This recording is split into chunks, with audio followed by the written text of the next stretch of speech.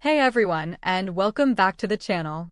Today, we're tackling a sacred cow of personal finance, the 50/30/20 rule. You know it well, right? 50% of your income for needs, 30% for wants, and 20% for savings and debt repayment. For years, financial gurus have preached this as the ultimate blueprint for managing your money. It sounds simple. It sounds logical, and it promises a clear path to financial stability. But what if I told you that in today's rapidly changing economy, this classic advice isn't just outdated, it might actually be actively sabotaging your financial progress? What if following the 50/30/20 rule is actually making you poorer, keeping you trapped in that exhausting paycheck-to-paycheck cycle, and preventing you from truly building wealth? Now, before you click away thinking I've lost my mind, hear me out.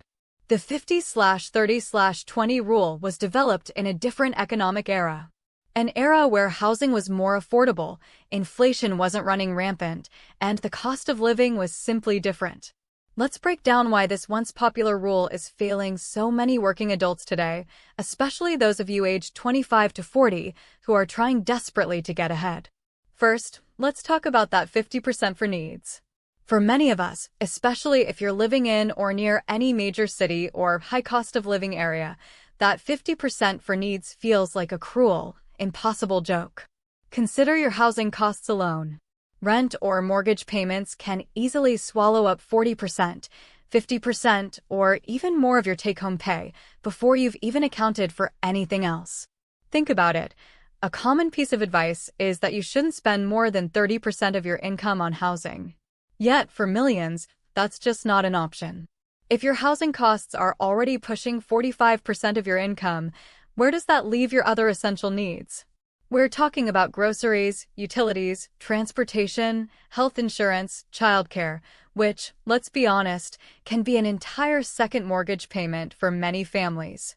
Trying to squeeze all these vital expenses into a tiny remaining sliver of that 50% is incredibly stressful.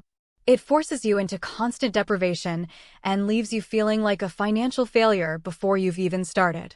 The economic landscape has shifted dramatically beneath our feet, but this golden rule has remained stubbornly rigid. It sets you up for disappointment, guilt, and the constant struggle of trying to fit your actual life into an arbitrary, outdated mold. Then there's the 30% for wants. While it sounds generous, it often becomes a catch-all for discretionary spending. It's easy to blow through that on dining out, entertainment, subscription services, new gadgets, or even just daily coffees without realizing it. And if you're already struggling to keep your needs below 50%, that 30% for wants might feel like a luxury you can barely afford, leading to even more guilt if you do spend it. Or, conversely, if you're not paying close attention, it's very easy to overspend this category, leaving even less for what really matters. And finally, the supposed 20% for savings and debt repayment. For many, this 20% often becomes an afterthought, or worse, what's left over after you've paid your bills and indulged in your wants. If you're constantly fighting to keep your needs within 50% and your wants within 30%, that 20% often shrinks, disappears, or is simply not enough to make a significant impact on your financial future. Are you saving for a down payment? Building a robust emergency fund? Investing aggressively for retirement? 20%, while a good baseline, might be far too little if you have ambitious financial goals.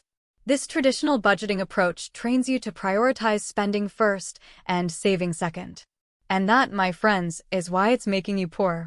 You're constantly playing defense with your money, trying to fit everything into rigid, unrealistic categories, rather than proactively building lasting wealth and financial freedom. So, if the 50/30/20 rule is a relic of the past, something that no longer serves the majority of us in today's high-cost economy, what's the solution? How do you save more, invest smarter, and stop living paycheck to paycheck without feeling like you're constantly depriving yourself or drowning in spreadsheets? I want to introduce you to a much more effective, stress-free, and frankly, liberating approach called reverse budgeting. Forget about meticulously tracking every single dollar you spend on coffee, groceries, or that new streaming service. Reverse budgeting flips the script entirely. It's not about cutting every single cost until it hurts. It's about prioritizing what truly matters, your financial future. It's about paying yourself first, unapologetically, and setting yourself up for success. Here's how reverse budgeting works in 3 simple, powerful steps that will transform your financial life. The first step is to determine your savings and investing goal. This isn't a fixed 20% for everyone. This is your personal number. Maybe you're aggressively saving for a down payment on a house, so it's 30% or even 40% of your income. Perhaps you're just starting out and building your emergency fund, so 15% feels ambitious but achievable. Or maybe you're focused purely on retirement and investing, aiming for 25%.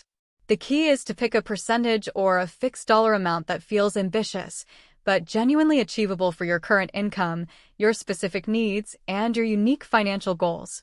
Even starting with a small percentage is a powerful move because the focus here is on consistency, not perfection. Be realistic about what you can manage, but also be ambitious about what you want to achieve. The second step, and this is absolutely crucial, is to automate it immediately, as soon as your paycheck hits your account, and I mean as soon as it hits. Have that chosen amount automatically transferred to your savings, investment, or retirement accounts. Make this transfer non-negotiable. Treat it like the most important bill you absolutely have to pay, because it is. It's a bill to your future self, ensuring your financial security and growth. Set up automatic transfers to a high-yield savings account for your emergency fund, to your brokerage account for investments, or directly into your 401k or IRA. The power of automation is immense. It removes decision fatigue, it removes the temptation to spend, and it ensures that your future self is always taken care of before anything else. You're essentially paying yourself first, before you even see the money in your checking account. And the third step, this is where the freedom and stress reduction truly come in. Spend the rest of your money guilt-free. Seriously. Once your future is taken care of, once you know that your savings and investments are consistently growing, the money remaining in your checking account is yours to manage as you see fit. You can confidently pay your bills, buy groceries, go out with friends, enjoy hobbies, or treat yourself to that new gadget without a shred of guilt. You've already secured your savings, so you don't need to micromanage every single expense. This doesn't mean you should be reckless, of course.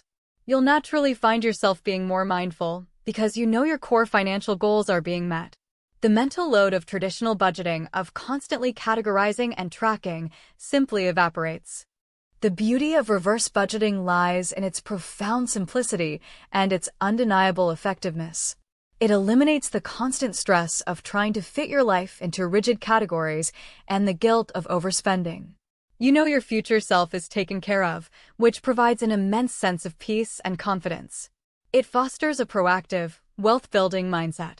You're no longer just trying to survive, you're actively thriving and building towards your dreams. You're consistently growing your emergency fund, building your investments, and moving closer to true financial independence, all without feeling deprived or constantly stressed about numbers. This isn't about being perfect, it's about being consistent, intentional, and smart with your money.